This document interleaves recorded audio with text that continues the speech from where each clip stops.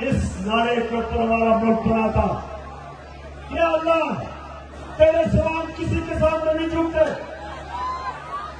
ये काम कभी किसी के सामने नहीं झुका।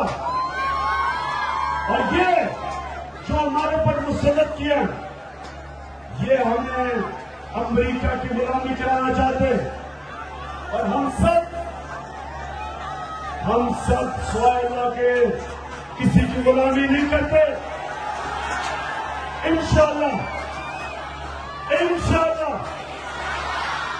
हमने ये इलेक्शन जीता, उसके बाद हमजा कुकड़ी की हुकूमत खत्म करनी है, उसके बाद इलेक्शन करवाना है और इलेक्शन करवा के इस मुल्क के अंदर वो एक हकीकी आजादी जीतनी है जो बदकिस्मती से हमें सिवाय थोड़े से सालों के हकीकी आजादी नहीं मिली।